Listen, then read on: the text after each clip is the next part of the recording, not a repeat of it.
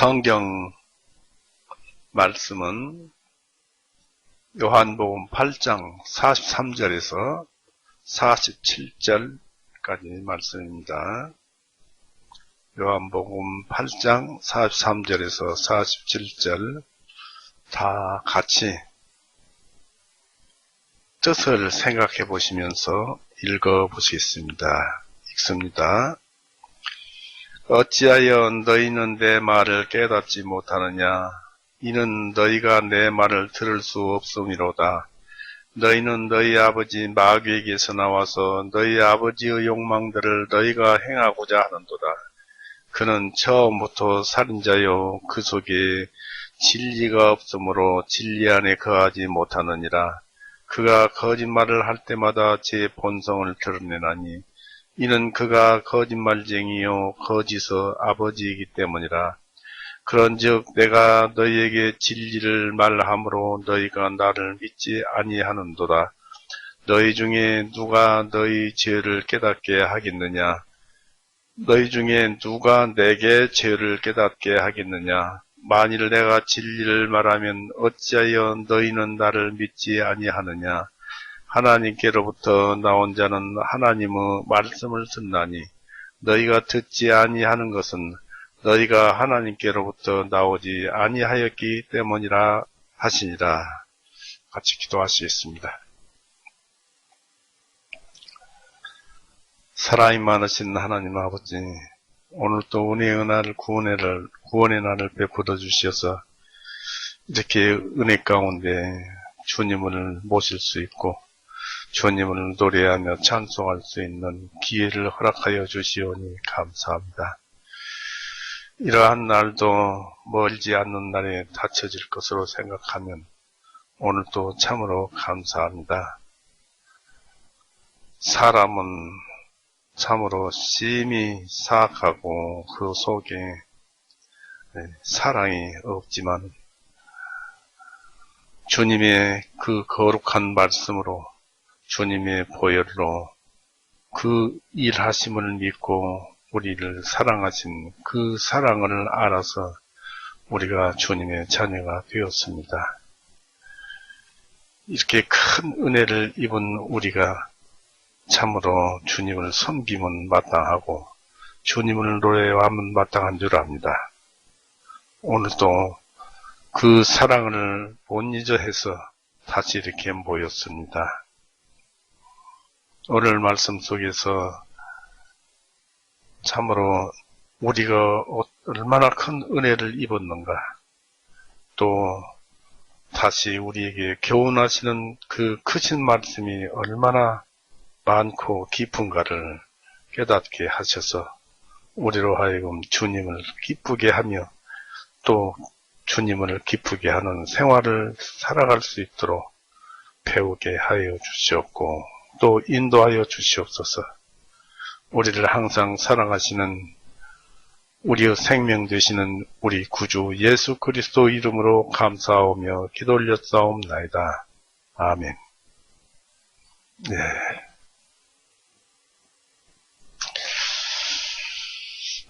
오늘 말씀은 거듭난 자이든지 거듭난 자가 아니든지 그 사람 안에는 마귀의 속성을 다 가지고 있다는 사실입니다. 그래서 그 사람이 만약에 거듭나지 못했다면 그대로 마귀 자식으로 지옥을 갈 수밖에 없다는 것을 우리가 되새기고 또 거듭났어도 우리가 하나님을 떠나면 또 진리가 우리 속에 없다면 그 역시 다시 쓴 뿌리가 돋아나서 마귀처럼 행동한다는 것을 우리에게 아주 절실하게 깨닫도록 해주시는 말씀이 오늘 말씀입니다. 우리가 읽었습니다마는 이 유대인들과 바리새인들이 예수님의 말씀을 깨닫지 못한 것은 크게 두 가지 이유에서입니다. 그 하나는 예수님을 사랑하지 않음이고, 또 하나는 예수님의 말씀을 믿고 자신의 잘못을 깨닫고 그래야 하는데, 그러나 잘못을 그렇게 깨달았다 하더라도 잘못을 고치는 그 진리를 이해하지 못했다는 것은 그들이 하나님께 속하지 않았다는 그런 사실을 의미하는 말씀이 42절, 43절입니다. 어찌하여 너희는 내 말을 깨닫지 못하느냐? 이는 너희가 내 말을 들을 수 없음이로다. 42절서부터 보면 예수님께서 그들에게 말씀하시기를, 만일 하나님께서 너희의 아버지라면 너희는 나를 사랑하였으리니, 이는 내가 하나님께로부터 나와 여기에 왔으니 내가 스스로 온 것이 아니요 그분께서 나를 보내셨기 때문이라. 어찌하여 너희는 내 말을 깨닫지 못하느냐? 이는 너희가 내 말을 들을 수 없음이로다 했습니다. 하나님의 말씀을 들을 수 없음이로다 했습니다. 특히 43절을 살펴봅니다. 너희가 왜 내 말을 깨닫지 못하느냐? 즉 너희가 내 말을 깨닫지 못하는도다 라고 말씀하십니다. 우리 예수 그리스도의 말씀은 영적인 것이고 하늘나라에 속한 언어인 것입니다. 세상 언어와 하늘나라의 언어는 다릅니다. 같은 뜻을 지녔어도 표현 방식이 다릅니다. 그러나 구약 속에 나타난 그리스도 음성에 친숙해 있는 사람들에게는 충분히 납득될 수 있는 그런 말씀이었습니다. 창조주의 말씀에 친숙하게 가까이 한 사람들은 구원자의 말씀을 이해하기 위해서 다른 열쇠가 필요하고 또 가져야 할 필요가 없었습니다. 왜냐하면 예수님이 말씀이 열쇠니까요. 그러나 이들 유대인들은 그리스도의 가르침에 생소했고, 그 가운데서 예수님 말씀 가운데서 문제의식만 느끼고 있었습니다. 어떤 거침돌이 유대인들을 넘어지게 했는데, 다만 우리가 이사야 6장 9절이라든지 30장 9절에서 이런 것을 암시하고 있습니다. 이 갈릴리 사람은 그 말만 듣고도 갈릴리 사람을 구별했고, 에브라임 사람은 시폴렛이라는 그런 말로 구별을 했었습니다. 마찬가지로 하나님을 신뢰하며 아버지라고 부르는 자들이 하나님 아들이 세상에 오셔서 이 성경의 말씀에, 즉 우리 하나님 성령의 말씀에, 또 성경의 말씀에 감동되어서 하나님의 뜻을 말을 하고 있는데, 그러니까 예수님 안에 하나님이 계셔서 지금 하나님의 말씀을 예수님의 입을 통해서 말씀을 하고 계시는데, 그 아들을 야만인 취급하는 경우가 성립될 수가 있겠느냐는 것입니다. 이 하나님 말씀에 친숙하지 못한 사람들은 영적 본질에 대해서도 낯선 그런 자가 되어 있지 않는가 하는 점을 우리가 두려워해야 할 이유가 된다는 사실을 기억해야 합니다. 이 그리스도는 하늘나라의 방언으로 하나님의 말씀을 전했습니다. 요한복음 3장 34절 보십시오.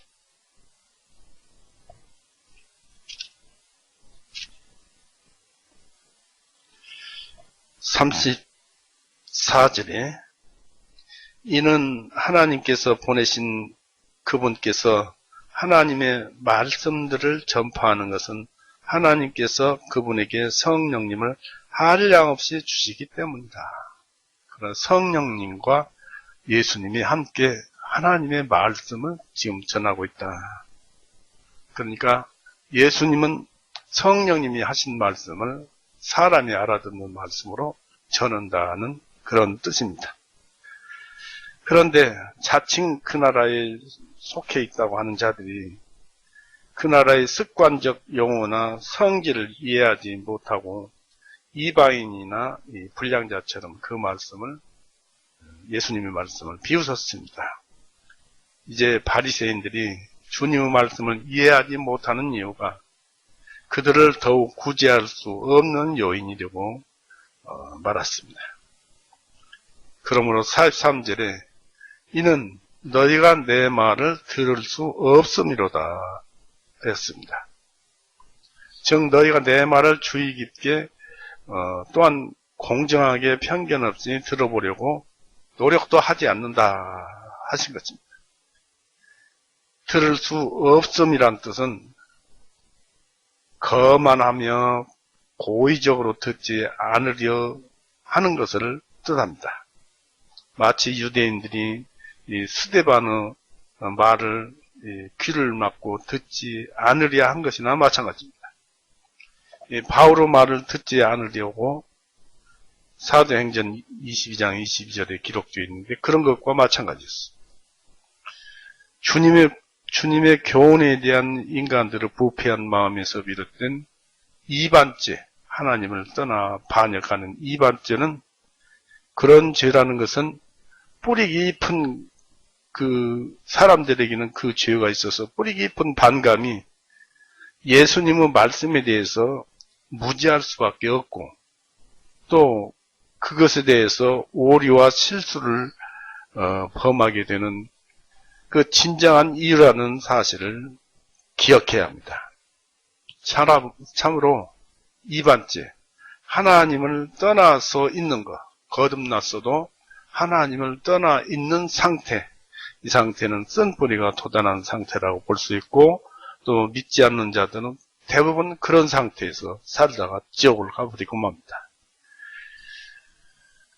그들은 이 주님의 교훈을 좋아하지도 사랑하지도 않았습니다. 그러므로 그들은 주님의 교훈을 이해하지 못했던 것입니다. 마치 베드로가 그 여종의 질문에 사실은 여종의 말을 이해했으나 예수님 골고다에서 죽으실 때 얘기입니다.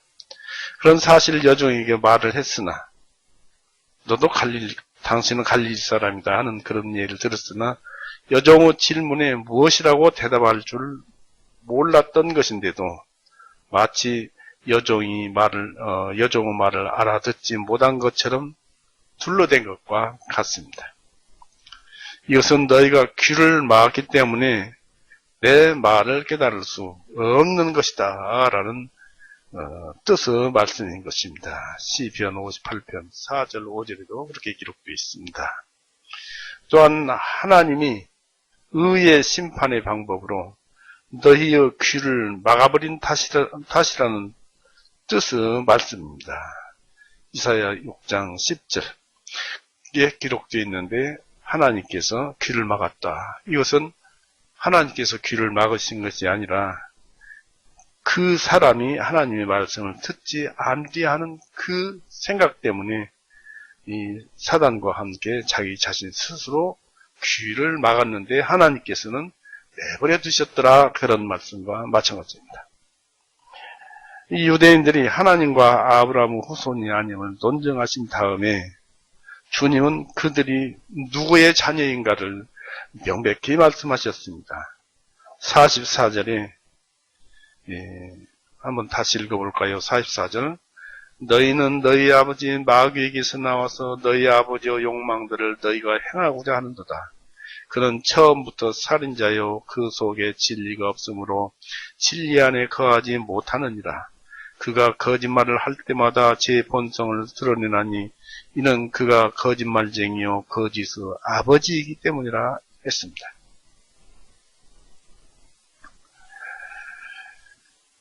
너희는 너희 아버지 마귀에게서 나와서 라고 하신 것입니다. 만일 그들이 하나님의 자녀가 아니라면 그들은 마귀의 자녀들이었습니다. 둘 중 하나입니다. 왜냐하면 하나님과 사탄은 인간 세계에서 각각 다르게 역사하기 때문입니다. 마귀는 불순종의 자녀들 가운데서 역사한다고 말씀되고 있습니다. 에베소서 2장 2절 한번 볼까요?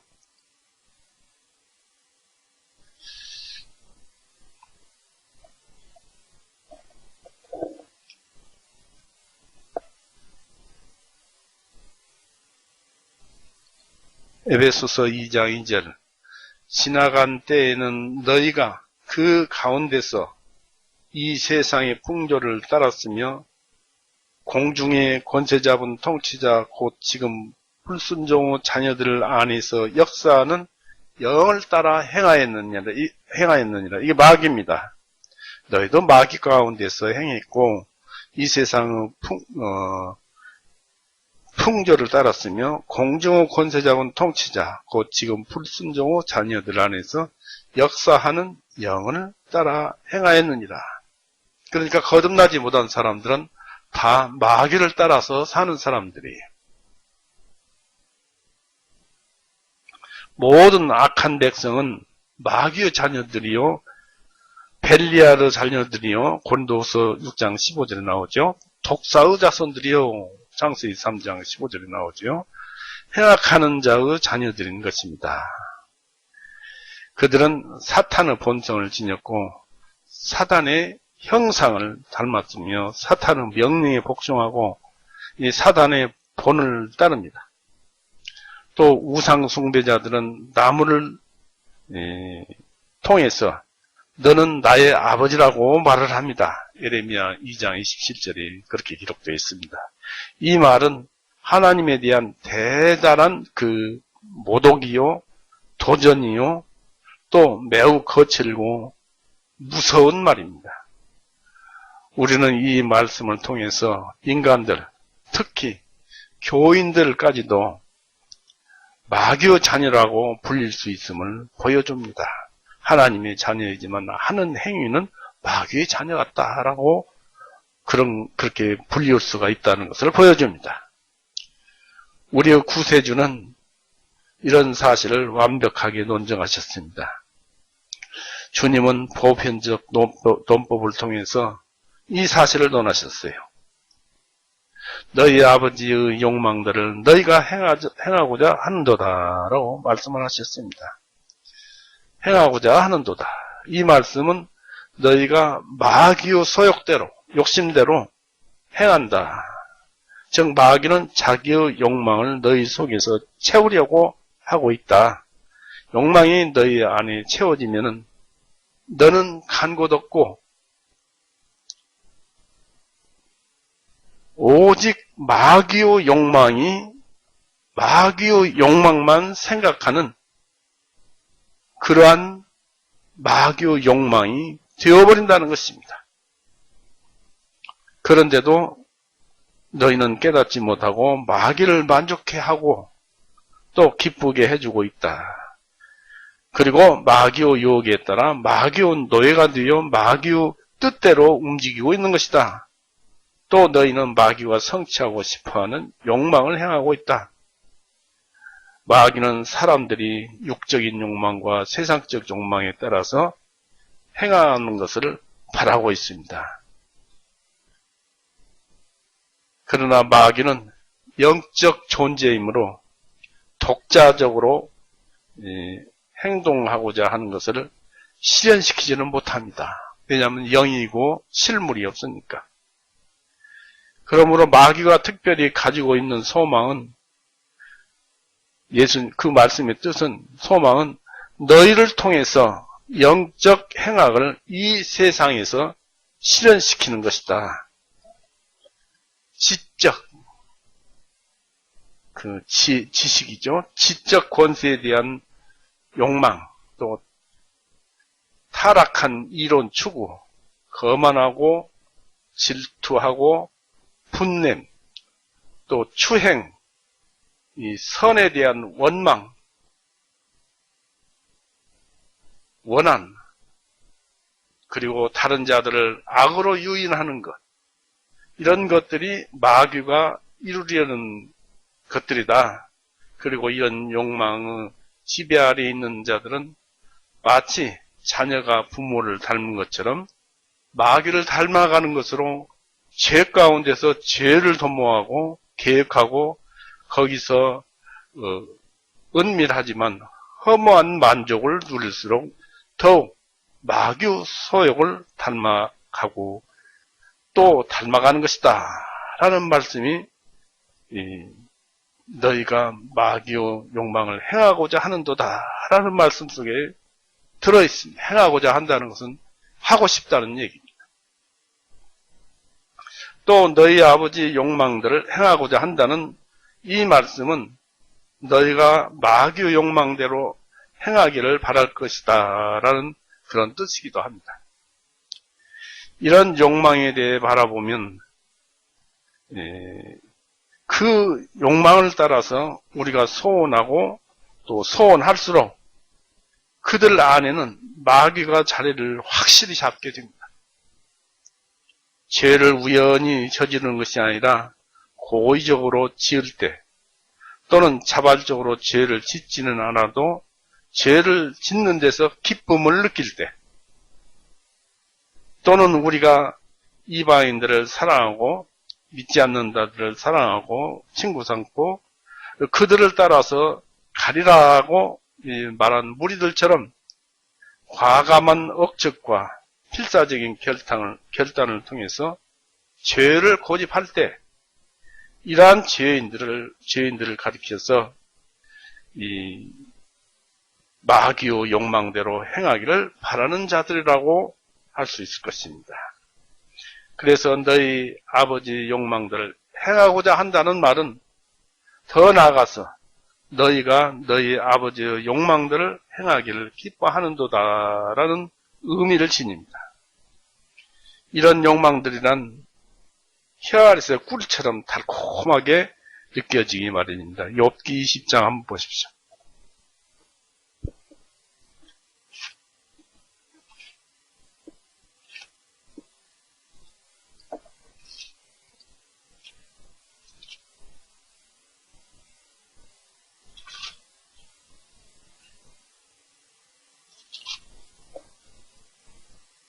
12절서부터 봅니다. 비록 사악함이 그 입안에서는 탈고 그가 그것을 자기 혀 밑에 감추며 그것을 아껴서 버리지 아니하고 자기 입안에 간직하고 있을지라도 그의 음식이 창자 속에서 변하여 그 사람 속에서 독사들어 쓸개질이 되는도다. 그가 재물을 삼켰을지라도 그가 그것들을 다시 토하였느리라. 하나님께서 그것들을 그 배에서 나오게 하시기 때문이요. 그가 독사들의 독을 빨며 독사들의 혀가 그를 죽이리라 했습니다. 그러니까 사람이 화를 낸다든지 어떤 악의를 품고 무슨 말을 한다든지 그것이 악한 일이라면 내 입안에서 혀 밑에서 사탕 굴리듯이 달콤할 테지만은 그것이 내 영혼 속으로 들어가서 언젠가는 그 독사의 독이 되어서 우리를 괴롭게 하고 죽이는 그런 것이 된다는 것입니다. 그러니까 악한 생각을 가지지 말자는 것입니다. 주님께서는 이런 두 가지 특별한 실례를 들어서 이 사실을 논증했습니다. 바로 이런 행위 속에서 그들은 마귀와 닮았음을 명백히 나타나 보였습니다. 즉 살인과 거짓이었습니다. 마귀는 생명에 대한 원수입니다. 왜냐하면 하나님은 생명의 하나님이요 생명은 인간 행복의 근본이기 때문입니다. 또한 마귀는 진리에 대한 원수입니다. 왜냐하면 하나님은 진리의 하나님이요 진리는 인간 사회의 유대를 유지케 하는 그러한 것이기 때문입니다. 이 섭리에 대해서 조금 살펴보면 이사야 26장 12절에 잘 살펴보십시오. 이 세상 섭리 속에 우리의 생명이 들었고 또 우리를 살게 하시는 하나님의 은혜로 베풀어 주신 긍휼로 베풀어 주신 섭리 속에 육신의 생명과 함께 영혼의 생명이 들어있고 그 섭리 속에 우리가 가지고 있어야 할 참 생명, 하늘에 가는 은혜가 그 안에 담겨져 있다. 그런 얘기입니다. 섭리 속에 다 담겨져 있어요. 그래서 예수님께서 무엇이라고 말씀하셨죠? 지난주서부터 읽어봅니다만 골로새서 한번 볼까요?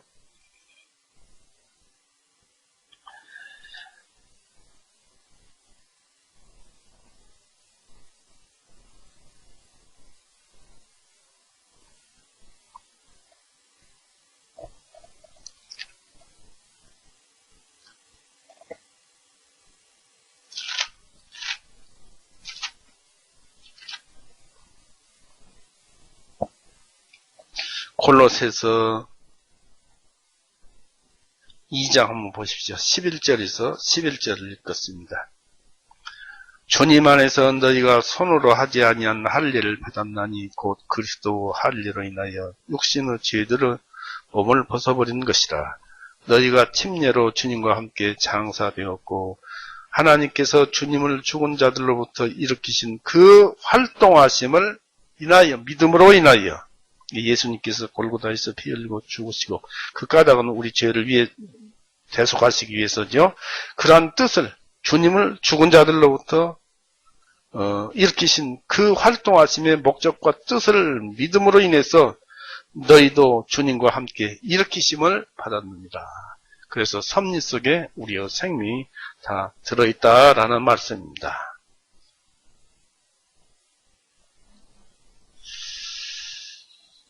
마귀는 태초부터 살인자였습니다. 그러나 이 말은 마귀가 만들어질 때부터 살인자라는 말이 아닙니다. 왜냐하면 원래 마귀는 빛의 천사로 창조되었기 때문입니다. 그리고 순수한 것과 선한 것 속에 첫 상속자이기도 했습니다. 이사야 14장 12절에 보면은 그 말씀을 대략 암시해 줍니다만 대략 알 수 있습니다. 그러나 인간이 창조된 후 곧바로 이 마귀의 반역은 시작되었고 그때 사단은 살인을 저지른 것입니다. 아담과 이브 영을 죽인 것입니다. 사단은 살인자였습니다. 사단은 인간을 증오하는 자였습니다. 인간을 살해하는 데 취미가 있었고 또 살인을 사랑하였습니다. 본래 사단이라는 이름은 증오라는 데서 유래된 것이라고 합니다. 이 사단은 인간에게 새겨진 하나님의 형상을 증오했습니다. 또한 인간의 행복을 시기하고 인간을 파멸시키기를 열심히 바란 자였습니다. 사단은 전 인류에 대한 공인된 원수였습니다. 이 사단은 세상에 죽음을 오게 한 그 죄로, 즉 하나님을 떠나 배반하는 이반죄, 우리는 원죄라고 합니다만 그 죄로 인간을 유혹하는 자였습니다. 그럼 이반죄로 우리를 유혹해서 하나님을 배반하게 만든 것입니다. 인간을 유혹하는 자였는데 그러므로 사단은 전 인류에 대한 실력 있는 살인자였습니다. 사단은 아담의 목덜미를 틀어주었고 또한 영혼에 대한 살인자였습니다. 즉 영혼을 죄 가운데로 유인해서 그 죄로 영혼을 살해하는 그런 자였습니다. 로마서 7장 11절에 보면 죽였다. 그 탐심 때문에 나왔는데 한번 볼까요? 로마서 7장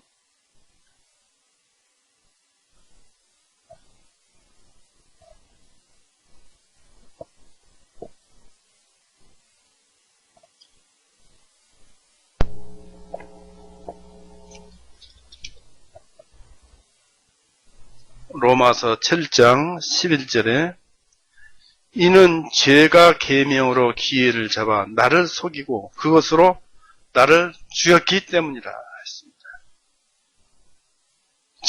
즉 하나님은 함께 인간과 함께 하자 하는데 서로 사랑하자 하는데 그 계명으로 나를 죽인 거예요. 우리가 너는 사랑할 수가 없지 않느냐라고 함으로써 완전한 사랑을 할 수 없지 않느냐라는 그것으로 인해서 우리를 죽이고 우리로 하여금 하나님께 가까이 못 가게 해서 우리를 생명에서 떠나게 합니다. 사단은 금단의 열매로 인간을 독살하며 사태를 악화시켜서 인간 스스로 자신에 대한 살인자가 되게 합니다.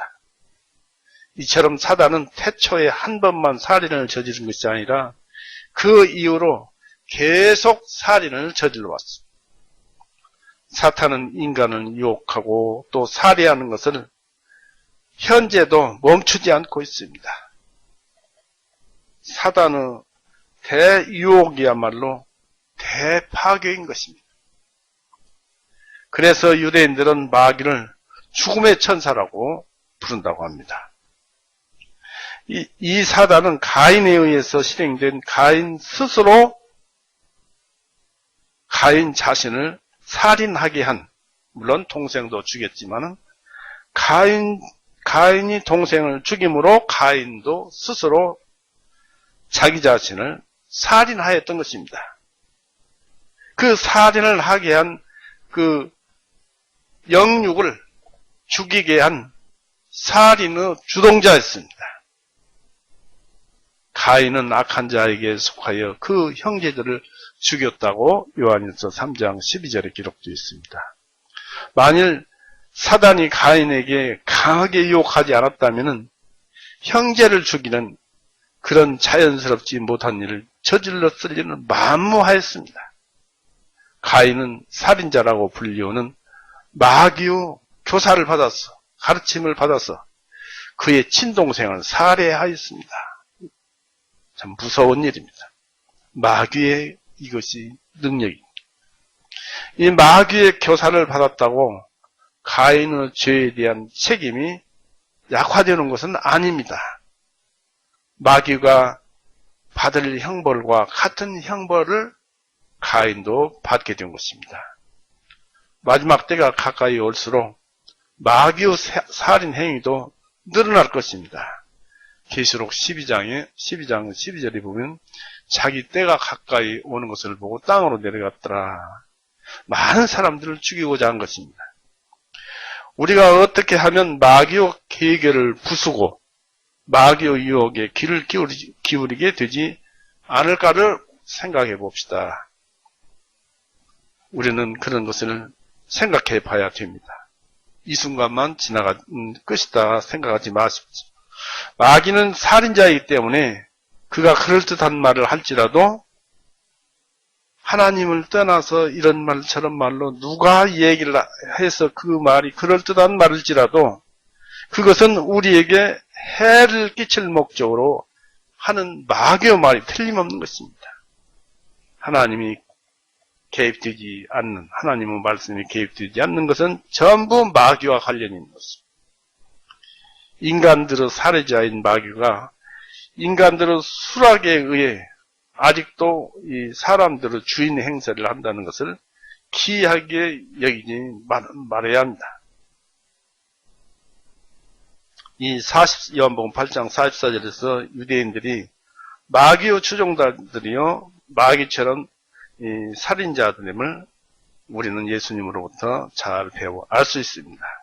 이 유대인들은 맹인 구덩이에 빠지게 하는 영혼에 대한 살인자들이요 사람들을 지옥의 자녀로 이끌어드립니다. 또 그리스도에 대한 그런 일을 하겠다고 서원한 그 원수로 만듭니다. 교인 하나를 돌아다니다가 교인 하나를 만들면 배나 지옥 자식이 되게 한다는 말이 있죠. 또한 주님에 대한 배신자, 대적자, 살인자가 되게 하는 마귀와 똑같은 자들. 같은 이유로 가인도 아벨을 죽였습니다. 이 유대인들은 여인의 발 뒤꿈치를 물었던 그 독사의 자식들이었습니다. 유대인들이. 그러므로 너희가 나를 죽이려 한다라고 37절에 얘기를 했습니다. 37절 한번 보세요. 나도 너희가 아브라함의 씨인 것을 아느니라. 그러나 너희가 나를 죽이려고 하는 것은 내 말이 너희 안에 있을 곳이 없기 때문이라고 37절에 기록되어 있습니다. 이 사탄은 거짓말장이었습니다. 거짓말은 진리와는 상반됩니다. 따라서 44절에 마귀가 거짓말장이로 묘사되고 있습니다. 사단은 진리에 대한 원수입니다. 주님에 대한 원수인 것입니다. 사단은 진리로부터 도망자였습니다. 44절에 그 손에 진리가 없으므로 진리 안에 거하지 못하느니라 하셨습니다. 사단이 창조되었던 그 본래의 순수하고 청렴한 본성에 계속 머무르려고 하지 아니하였습니다. 본래의 상태에서 이탈을 해버렸습니다. 선으로부터 타락하게 되자 진리에서도 이탈하게 되었습니다. 왜냐하면 그 배반은 거짓말에 근거를 둔 것이기 때문입니다. 거짓말에서부터 시작된 것입니다. 그 속에 교만도 있고 욕심도 있고 시기도 있고 질투도 있고 이 모든 것도 한 덩어리입니다. 다 같습니다. 이 천사들은 여호와의 군대였습니다.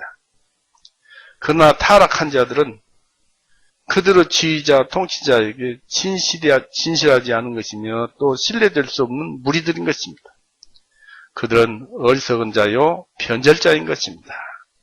욥기 4장 18절에 잘 나와 있습니다. 진리에 의하여 우리는 예수님을 통해서 인간을 구원하고자 하시는 그 하나님의 계시된 뜻을 우리는 이해하게 됩니다.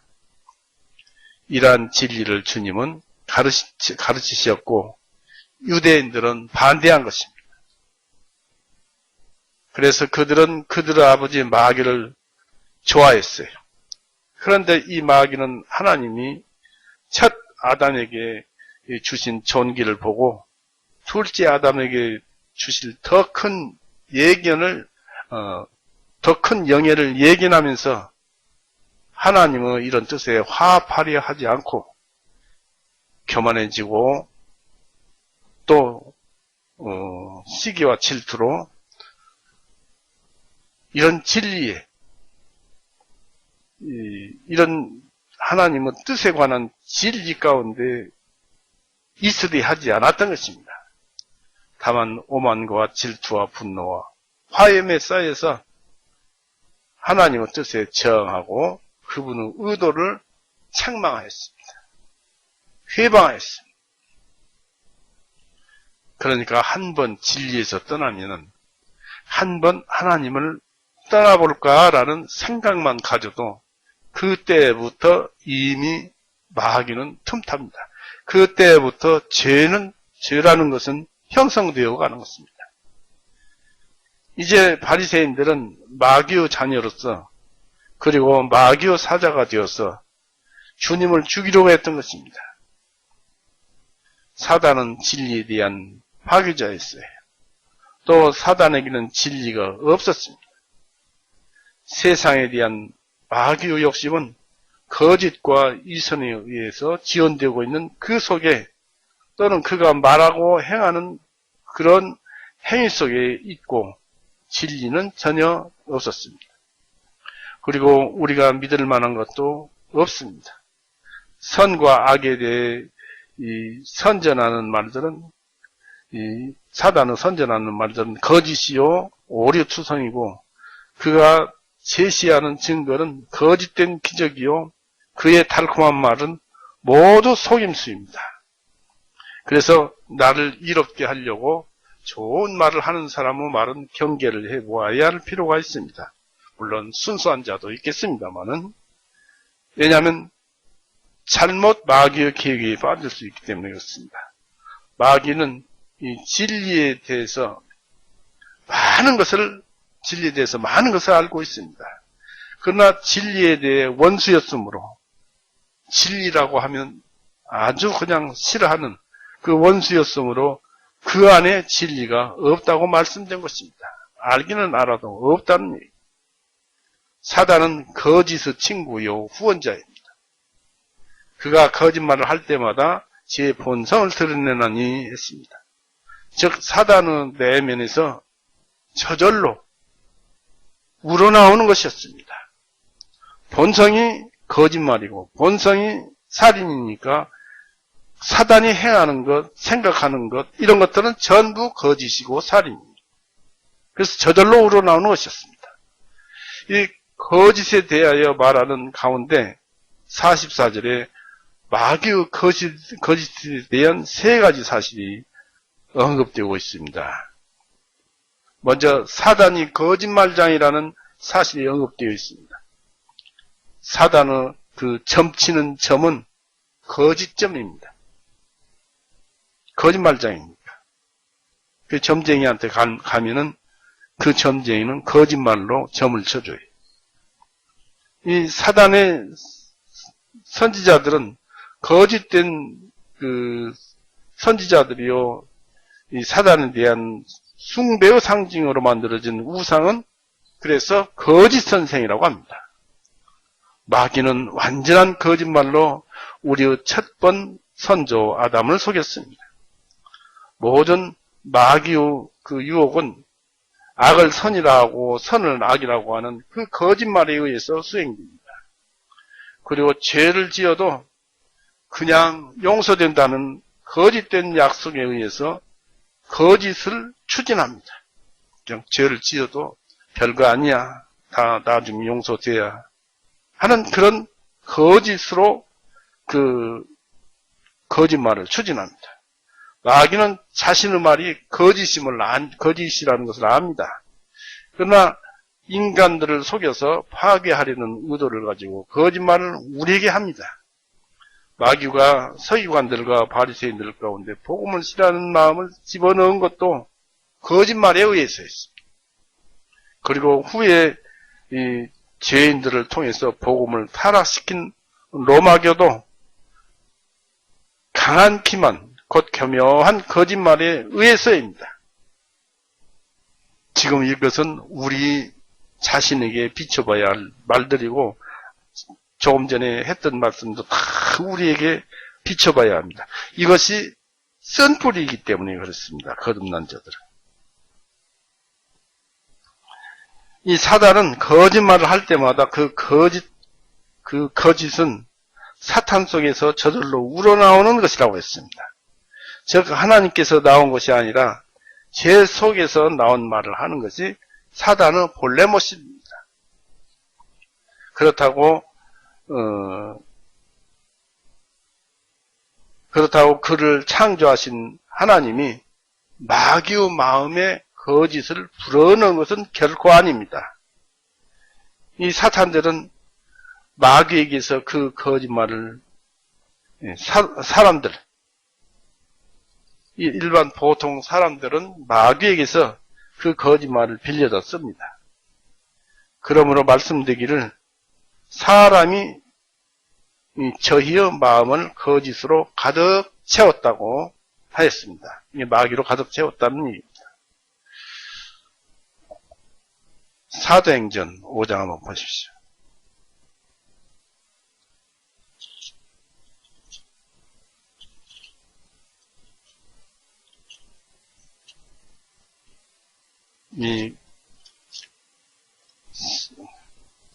자기가 허락하니까 하나님을 믿음에서 떠나니까 또 하나님을 떠나니까 마귀가 이런 생각으로 유혹을 하는 것입니다.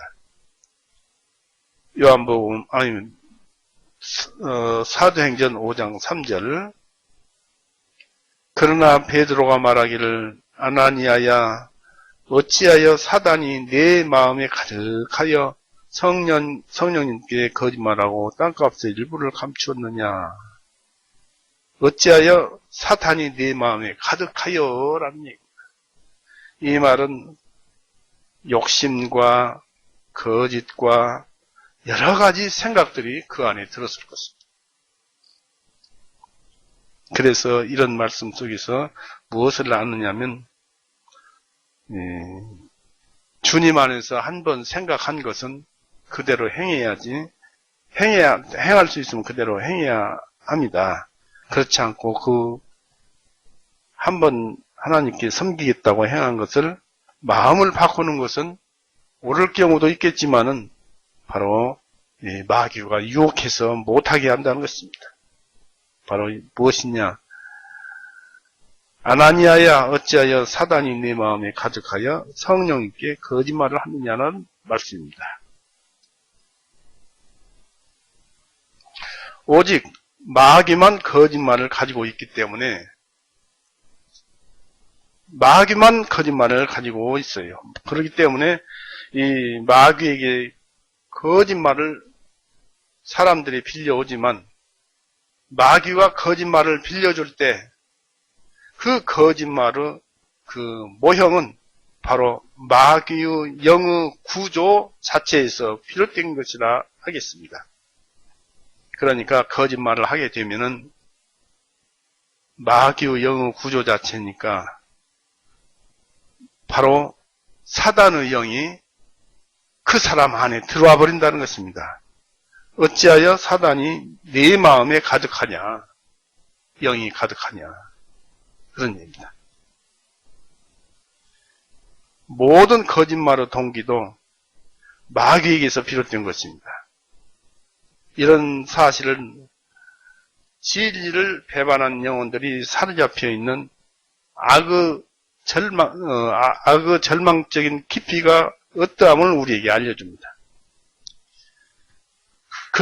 마귀들이 처음 하나님을 배반할 때도 그들을 유혹한 마귀들을, 사탄을 유혹한 존재가 있었던 것은 아니었습니다. 마찬가지로 현재의 가득한 죄도 자신들 속에서 비롯된 것이었습니다. 죄는 스스로도 만들어졌다. 그는 모든 거짓의 아비입니다. 마귀는 자신만 거짓말을 하는데 그치지 않고 사람들도 거짓을 하게 만들었습니다. 마귀는 모든 거짓의 주인공이요 개척자입니다. 인간들이 거짓말을 하는 것은 마귀에게서 빌린 것이고 또 바로 마귀의 입을 통해서 말을 하는 것입니다. 마귀가 내 안에 들어와서 말을 하면 내 입은 마귀 것이 되어서 마귀가 내 입을 통해서 말하는 것입니다. 그래서 마귀는 그렇게 현실 속에서 자기 생각을, 뜻을 이룹니다. 이 거짓은 본래 마귀에게서 유래된 것이고 사탄의 형상을 지니고 있는 것입니다. 마귀는 모든 거짓말을 하는 자들의 아비입니다. 이렇게 표현할 때 44절이 더 잘 이해됩니다. 하나님은 창조할 때 진리를 사랑하는, 선을 사랑하는, 즉 그런 마음을 사람에게 주셨습니다. 우리가 진리를 말한다는 것은 이성이나 자연의 법칙, 우리 능력의 한계 또는 사회 법칙이 일치합니다. 그러나 죄의 원인이며 불순종의 자녀들 가운데 역사하는 마귀는 인간의 본성을 타락시킴으로써 악한 자에 대해 말씀드리기를 나면서부터 곁길로 나아가 거짓을 행하는도다 라고 하셨습니다. 시편 58편 3절에 그렇게 기록되어 있죠. 마귀는 인간들을 그들의 혀를 속이는 데 사용하도록 가르쳤습니다. 로마서 3장 13절에 그 유명한 거짓말쟁이다라는 말씀이 기록되어 있죠. 마귀는 거짓말장이의 아버지입니다. 그가 거짓말장이들을 낳은 것입니다. 그래서 그들은 마귀를 닮았고 그에게 복종을 합니다. 마귀와 함께 모든 거짓말장이들을 영원히 그들의 받을 형벌의 몫을 받게 될 것입니다. 그리스도는 모든 살인자들과 거짓말장이들이 마귀의 자녀들임을 입증하신 뒤에 이 말에 대해서 판단은 청중들의 양심에 맡겼습니다. 주님은 유대인들이 당신이 바로 우리가 기다리던 메시아입니다 라고 말해주기를 기다렸습니다. 주님은 유대인들이 주님의 말씀을 자신들 입장에서 적용하기를 바라시고 유대인들을 너희는 거짓말장이라고 말씀하지 않으셨습니다. 다만 그들이 진리에 대한 친구가 아님을 보여주셨습니다. 그리고 그들이 진리 안에 거하지 않는 그 마귀와 같다고 말을 했습니다. 왜냐하면 마귀의 속에는 진리가 없기 때문입니다. 주님은 두 가지로서 유대인들을 책망했습니다. 유대인들이 진리인 말씀과 나를 믿지 않는다고 책망을 했습니다. 45절 보십시오. 그런즉 내가 너희에게 진리를 말함으로 너희가 나를 믿지 아니하는도다. 진리를 말함으로 믿지 아니하는도다 했습니다. 내가 너희에게 진리를 말하지만 너희가 나를, 즉 내가 진리를 말한다는 사실을 이들이 하지 않는다는 말로 생각해 볼 수 있습니다. 주님께서 하나님으로부터 이임을 받으셨다는 사실과 인간들에 대한 당신의 사랑을 충분히 입증하셨지만 그들은 주님께 그들에게 진리를 말했음을 믿으려 하지 않았습니다. 그것은 진리가 거리에 엎드려진 그 당시 시대상이었기 때문입니다. 어떤 자들은 가장 위대한 진리도 조금 더 신뢰하지 못하는 자들이 많이 있습니다. 왜냐하면 그런 자는 광명을 배반하는 사람들이기 때문입니다. 또는 45절은 내가 너희에게 진리를 말하였으므로 너희가 나를 믿지 않는다는 말로 생각할 수도 있습니다. 진리를 말하니까 믿지 않는다. 유대인들은 주님을 받아들이려고 하지 않았습니다. 선지자들로서 영접하지도 않았습니다. 그 이유는 주님께서 그들이 듣기 싫은 불쾌한 진리를 말을 했고 그들 속에는 거짓말밖에 없는데 진리를 말하니까 불쾌해서 했는데 그런 진리를 말을 했고 또한 그들 자신의 입장에서 진리를 말씀하셨고 그들 입장에서 진리라는 그 아첨할 줄 모르는 거울에 그들의 얼굴을 비추어 보여주셨기 때문입니다. 그 가운데 그들은 주님이 말한 것은 한마디도 믿지 않으려고 하였습니다. 영적 진리의 빛이 고통스럽게 여겨지는 자들이야말로 불쌍한 자들입니다. 그들에게 그들의 불신이란 비합리성을 보여주기 위해서 이 문제를 46절과 같은 이 정당한 주장을 통해서 천천히 설명을 했습니다. 46절 보십시오. 너희 중에 누가 내게 죄를 깨닫게 하겠느냐? 만일 내가 진리를 말하면 어찌하여 너희가 나를 믿지 아니하느냐라고 책망을 했습니다. 주님과 유대인들 사이에는 심각한 대립 상태에 있었습니다. 그러므로 주님이 잘못되었거나 그렇지 않으면 그들이 잘못되었거나 둘 중 어느 한 경우일 것입니다. 두 가지 측면에서 살펴봅니다. 만일 주님이 잘못되었다면 어째서 유대인들이 주님을 바른 확신을 가지도록 그들의 논리로 그들의 신앙을 바른 확신을 가지도록 하지 못했을까? 그들의 신앙을 그렇게 가르치지 못했을까? 하는 문제에서 생각해 보면은 거짓 선지자들의 거짓됨은 그들을 가르침이 악한 그 영향에 의해서 또는 그들 말의 잘못된 방향에 의해서 드러납니다. 그러므로 주님은 그들에게 이렇게 말씀하셨어요. 너희가 열매를 보면은 나무를 알 수 있을 것이다 라고 했죠.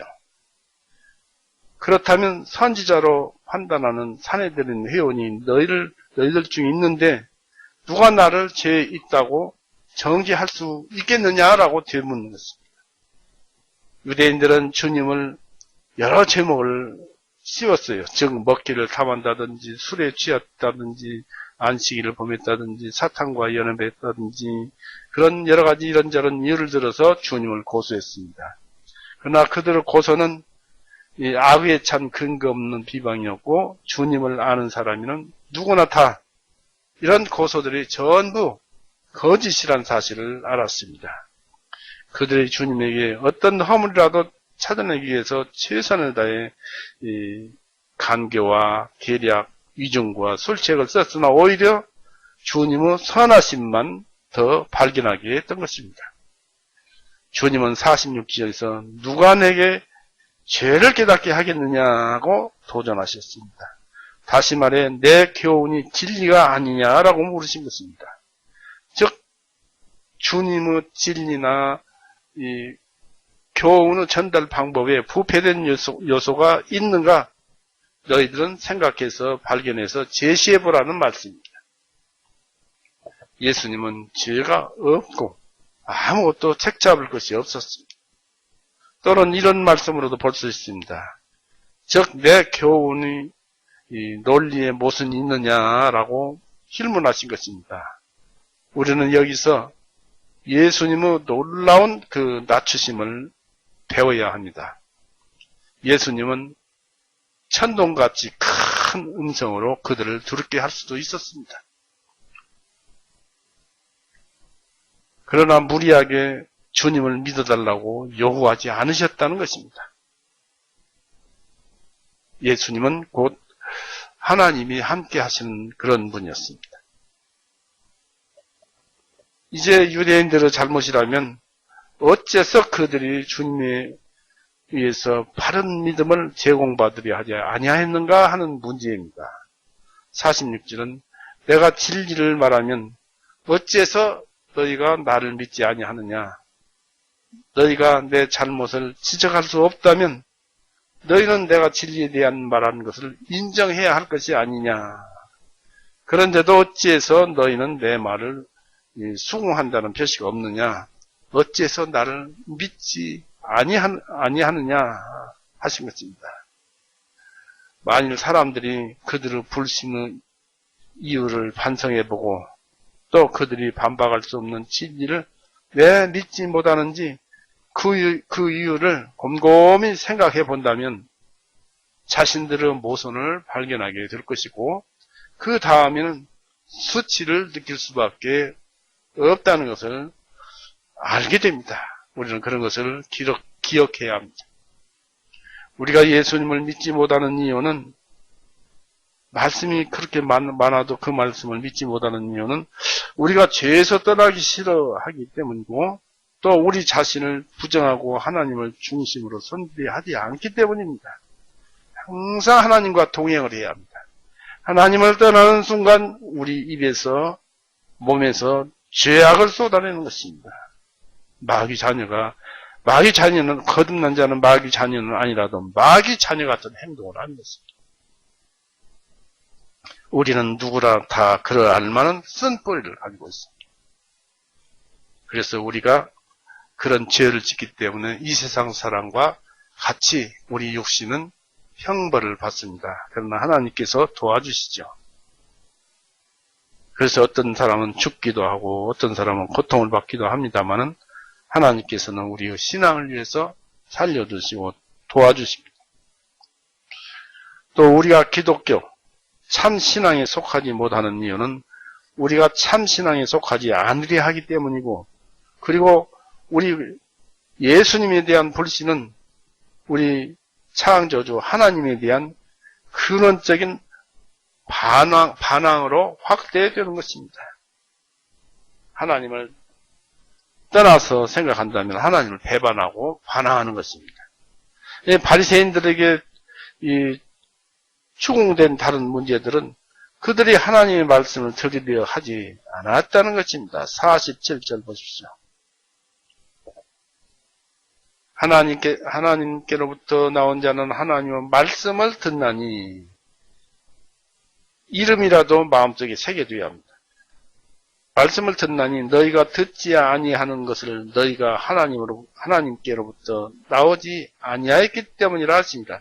말씀을 안 듣는다는 것은 하나님께로부터 태어나지 않았다.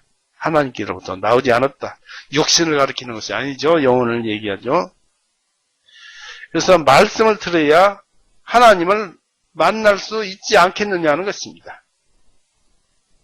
말씀을 듣지 않으려 한다면은 하나님께 자신들이 속해 있다는 그 주장이 얼마나 허무하고 근거 없는 것인지를 보여주십니다. 47절에서는 한 원칙이 제시되고 있습니다. 그것은 하나님께 속한 자는 하나님의 말씀을 듣는다는 사실입니다. 이런 뜻과 같은 뜻입니다. 주님은 하나님의 말씀을 기꺼이 들을 준비가 되어 있다는 말입니다. 그리고 하나님의 생각이 어떠한지를 알려고 애를 쓴다면 하나님의 생각이라고 여겨지는 것은 무엇이든지 우리가 기쁘게 받아들여야 합니다. 하나님의 말씀은 하나님으로부터 태어난 모든 자들에게 권위를 가지고 있습니다. 또 그들에게 그 말씀이 납득이 됩니다. 어린 사무엘이 사사기의 어린 사무엘이 하나님의 말씀을 밤중에 듣고 말씀하소서 당신의 종이 듣겠나이다 하고 말한 것처럼 말씀을 받아들이는 자가 거듭난 자입니다. 주님은 말씀을 이해하고 사랑한다는 그 말씀입니다. 곧 말씀을 들을 뿐만 아니라 그 속에서 바로 하나님의 음성을 듣게 됩니다. 그 음성은 자연인이 들을 수 있는, 자연인은 그 음성을 들을 수 없는 음성입니다. 하나님 말씀을 읽다 보면 우리의 영혼을 감동시키셔서 하나님께서 영적인 말씀으로 우리에게 말씀하시는데 이것은 거듭난 그리스도인이나 듣지 자연인은 들을 수 없다라고 했습니다. 고린도전서 2장 한번 보세요.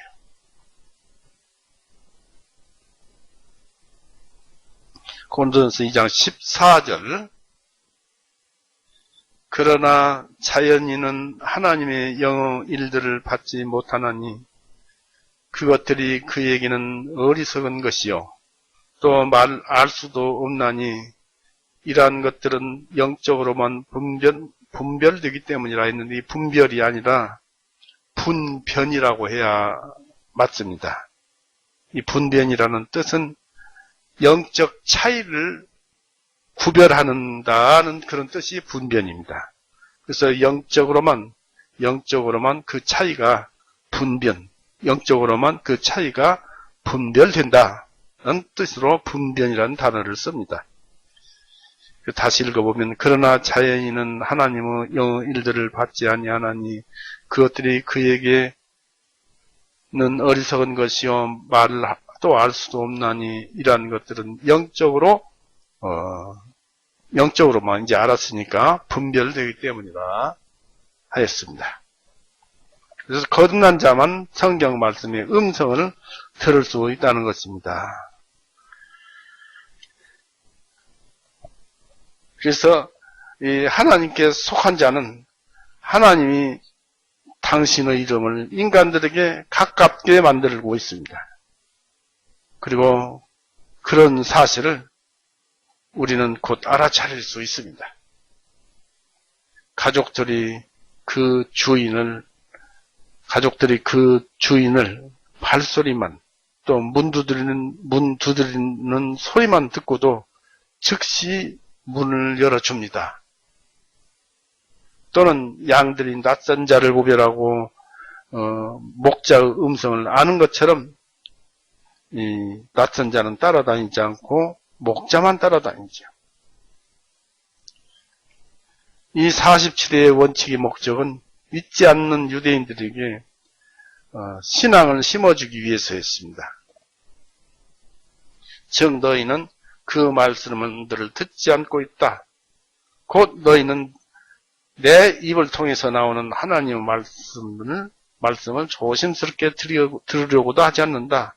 왜냐하면 너희들에 대해서 너희가 귀먹고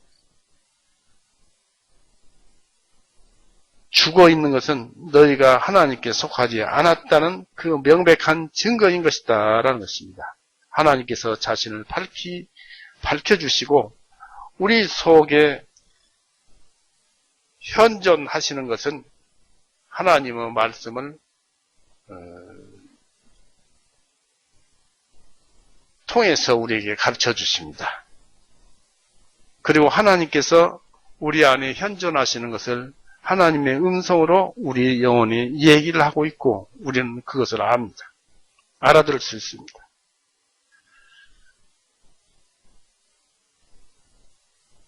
따라서 우리가 말씀을 좋게 여기느냐, 나쁘게 여기느냐에 따라서 하나님을 사랑하고 있느냐, 사랑하지 않고 있는가가 결정됩니다. 고린도후서 4장 4절 한번 보십시오.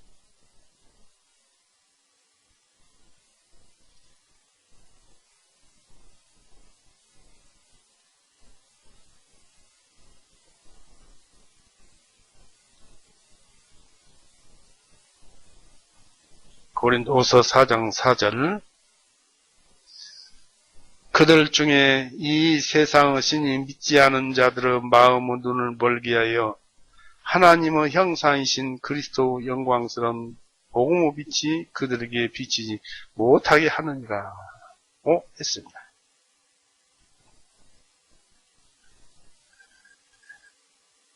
즉 하나님이 우리 마음에 비추어지느냐 비춰주지 않느냐에 따라서 그 사람은 그리스도인인지 아닌지를 알 수가 있는 것입니다. 이 유대인들은 주님의 말씀을 이해하지 않았고 믿지도 않았습니다. 왜냐하면 주님의 말씀이 모호하거나 증거가 결핍되었기 때문이 아니라 그들이 하나님께 속한 자들이 아니었고 또 거듭나지도 못한 자들이었기 때문입니다. 만일 하나님 나라의 말씀이 어떤 열매를 맺지 못한다면 그 잘못은 씨 자체에 있는 것이 아니라 흙에 있는 것입니다. 하나님은 우리 육신이라는 흙에 씨를 뿌렸고 우리는 그 속에서 열매를 맺은 사람은 거듭난 자죠. 열매를 맺어야 합니다. 많이 맺어야 합니다. 이것은 씨 뿌리는 자의 비유에 의해서 나타나고 있습니다. 주님은 우리라는 흙에 지금도 씨를 뿌리고 있고 또 계속 자라도록 물을 주고 있고 영양분을 주고 있습니다. 우리는 그런 모든 것을 은혜를 다 받으려면 이 성경을 항상 보고 그 속에서 하나님의 음성을 들으십시오. 이 성경을 읽다가 보면 이 성경 속에서 잔잔하게 들려오는 하나님의 설명하는 말씀과 그 성경 말씀의 목적과 그 뜻을 우리에게 전달하고 가르쳐 줍니다. 그거에 의해서 우리는 이리저리 많은 것을 생각해서 우리의 행위를 바로잡고 우리는 바르게 걸어가야 할 것입니다. 오늘 말씀 속에서 분명한 것은 하나님을 떠나지 말라는 것입니다. 하나님 말씀과 동행하라는 것입니다. 즉 믿음을 벗어나지 말고 믿음을 벗어날 듯 하면 하나님을 찾고 예수님 이름을 부르면서 기도하고 바로 성경 구절을 생각하면서 또 모르면 성경책을 찾는 그래야 온전히 우리는 실수하지 않고 고통당하지 않고 사단의 종이 되지 않는 그런 믿음 안에서 하나님을 섬기는 은혜를 우리가 누릴 수 있습니다. 오늘은 이렇게 해서 마칠까 합니다. 같이 기도하시겠습니다. 사랑이 많으신 하나님 아버지, 오늘도 우리 주 예수 그리스도 말씀 속에서 사단의 본성을 얘기해 주시면서 사람의 그 잘못된 그 모든 것을 적나라하게 우리에게 가르쳐 주셨습니다. 참으로 사람은 심히 사악하다 하신 대로 또 부패했다는 대로 사람들이야말로 심히 부패해 있고 거듭난 우리는 그런 것들을 하나둘 다스려가면서 고쳐가면서 살아야 하는 것이 우리의 임무요 또 하나님께 드리는 영광인 줄을 압니다. 그것이 또한 우리의 열매인 줄도 압니다. 우리는 모든 것을 주님의 은혜와 능력에 의해서 그렇게 살아가므로 오직 우리가 구하는 것은 주님의 사랑과 능력과 은혜 속에서 바른 길을 가도록 하는 주님의 섭리 속에서 베풀어 주신 은혜입니다. 오늘도 감사드리며 오늘 이후의 삶도 주님께서 책임져 주시고 인도하여 주시옵소서. 우리는 그저 주님이 빠지면 아무것도 아닌 피조물입니다. 생명을 가진 우리에게 생명을 드러나게 하여 주시옵소서. 우리를 죄에서 영원히 구원해 놓으시고 언젠가는 우리를 하늘로 불러들여서 하나님을 찬송하고 노래하게 할 것을 기다립니다. 주님 감사합니다. 예수님의 이름으로 기도드렸습니다. 아멘. 마치겠습니다.